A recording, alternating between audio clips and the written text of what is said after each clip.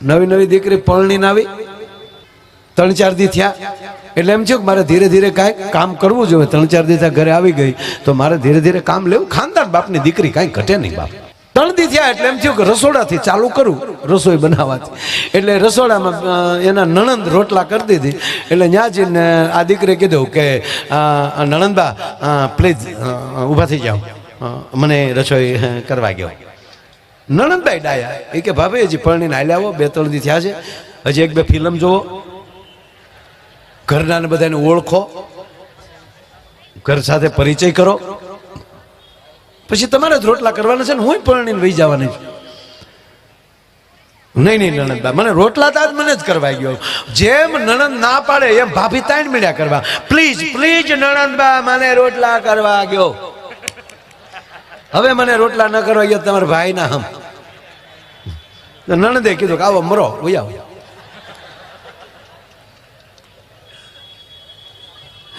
તમામ રસોઈ તમે વાંચીને શીખી શકો, ટીવીમાં જોઈને શીખી શકો, પણ 2 જ રસોઈ એવી છે કે રોટલો ને લાપસી એ સોપડી પાસે ન થાય। જેની માને આવડતું હોય ને એની દીકરી આવડે છે। આ નરું સત્ય।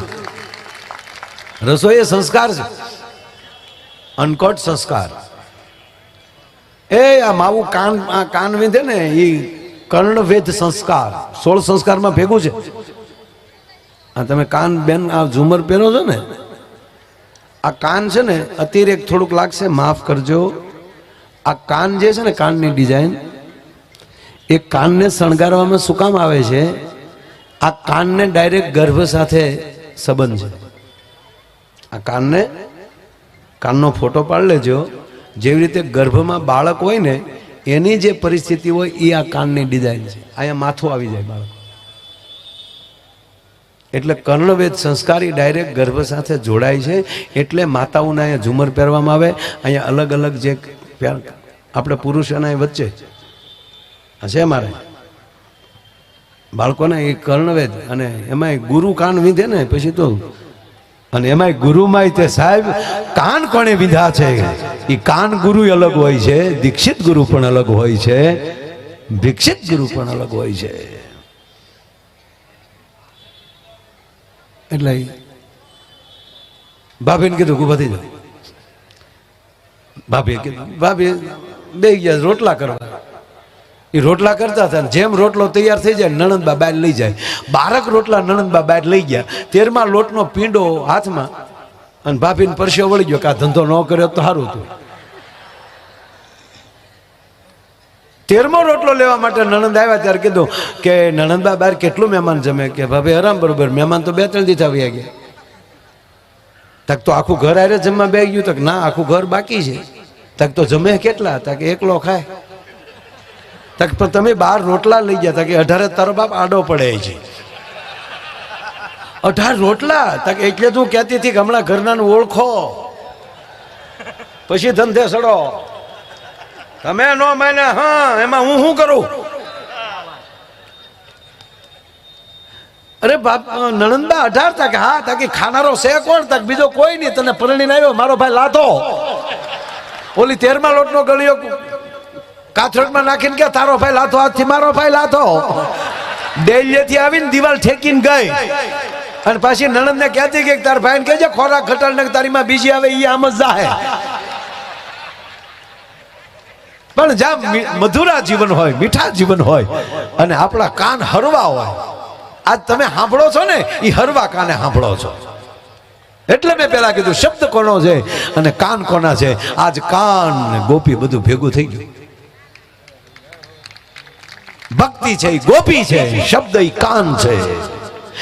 રાધાને કીધું કોઈએ કાનમાં, રાધાને કીધું કોઈએ કાનમાં, હું ભળી ગઈ કાનમાં।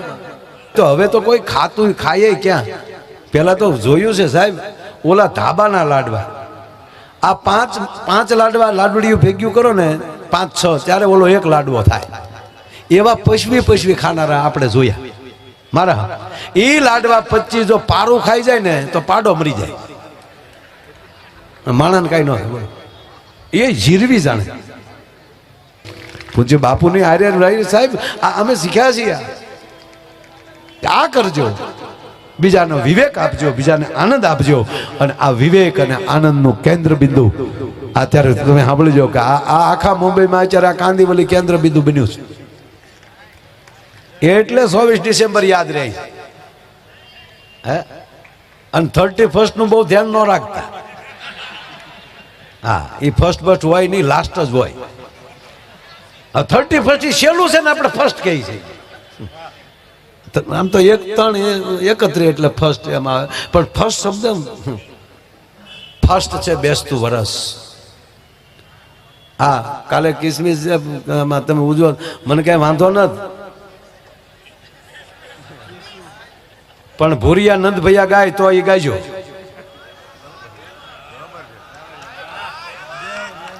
ભૂરિયા કહેતા હાથી ખોલે પલખે જય કને અલલ. આપણે છે ને આદર્શના દીકરા બહુ છે.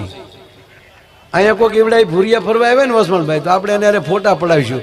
આપણે મરી ગયા સેલિબ્રિટી છે તો કોઈ દી ભૂરિયે કોઈ આપણી પાસે ફોટો પડે, ઓ ઇન્ડિયન વેલ. આવું થાય ને એવું જીવજો, જેથી કરી અને ભારતીય હારે માણાના ફોટા પડવા દો છે. પણ આપણે ધરારેના દીકરા થતા જાય.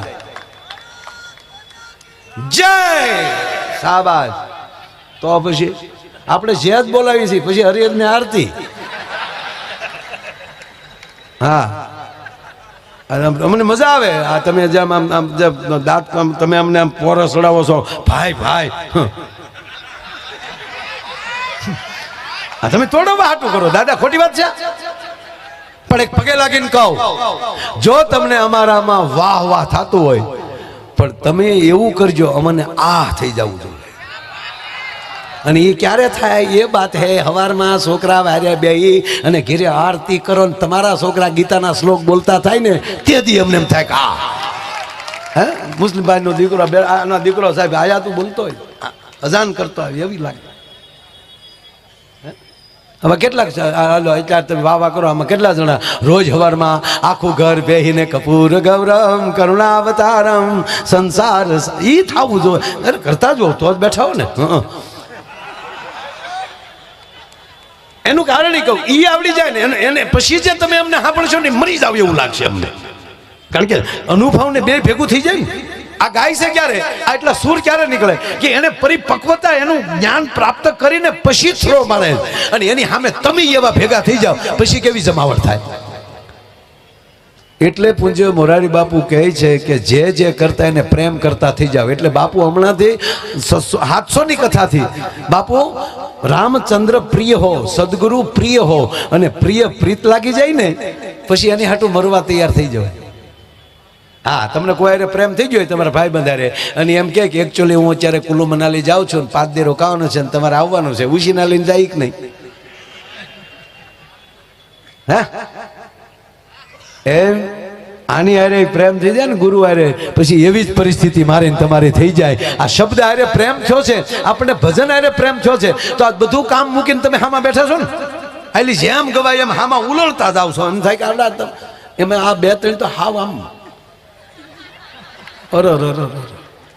વારી જવાનું મન થાય સાહેબ. હકીકત શું કામ? તમે સૂરને પ્રેમ કર્યો એટલે તમને એટલો આનંદ આવે છે. તમે તાલને પ્રેમ કર્યો, તમે શબ્દને પ્રેમ કર્યો, અને એ પ્રેમ કર્યો છે ને એટલે તમને આનંદ આવે છે. અને એવો પ્રેમ કર્યા પછી એનો ઉપાસક બનેલો માણસ. હસમણભાઈ શું કર્યું? પેલા શબ્દનો પ્રેમ કર્યો, સંગીતને પ્રેમ કર્યો. પ્રેમ તો કર્યો એટલો નહીં, પ્રેમને ખોળામાં બેહાની વગાડી લીધું તબલું. કેટલા મહાપુરુષોને સાંભળ્યા, અને એ પરિપક્વતા લાવી અને પછી જે એને ગંગાના ધોધ જેવી વાણી સમાજમાં મૂકી છે, એને ખાલી ગણપતિ જ કર્યા છે. અને હવે વસણભાઈને કહું કે આવો મારો બાપ, આ પ્રેમીઓ રાહ જોઈને બેઠા છે, અને આવો એવી પાછી ફરીવાર જમાવટ લઈને આવે, અને બાપ દીકરા બેયને કહું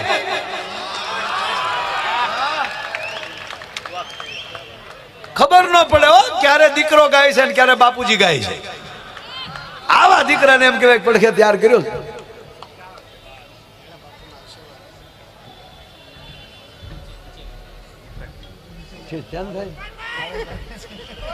ભાઈ ભાઈ હો ના, ફરમાઈશ ન કરતા, એને મોજ આવી કરવા ગયો, નહીં તો તારીખ દેજો તો ખબર પડે શાયરી કેટલી થાય.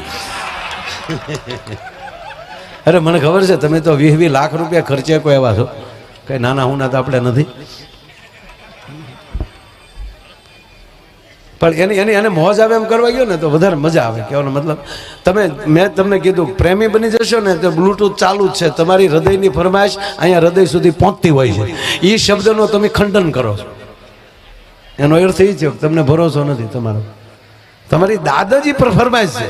તમે જે દાદા એટલે આમ હકીકત કહું, આયલી હરેશભાઈ ધક્કો લાગે, એ ફરમાય છે ને આયલી ધક્કો લાગે અને એ પછી કાંઈ જો પછી કાંઈ ઘટે જ નહીં. આ ઘડીકા ભાઈઓ ગયા એટલે મેં બોલવાનું કર્યું, કારણ કે એને ખબર છે જો એ ભાગવા મળ્યા. શું કામ એ આગળ શરૂ થયા ભેગું તૂટી જવાના છે યાર. એક કહું ઈ આવે ત્યાં સુધી નાસ્તો કરો છો ને, એ પેટ ભરાવ. તમને દયા ન આવી. અમે અહીંયા બેઠા તળેલા નાખીને તમે હવે મને ખબર પડી. મને યોગેશભાઈ નાસ્તા હાટું લાવે છે અહીંયા કે માયાભાઈ બોલે તા બિચારા નાસ્તા કરી લે.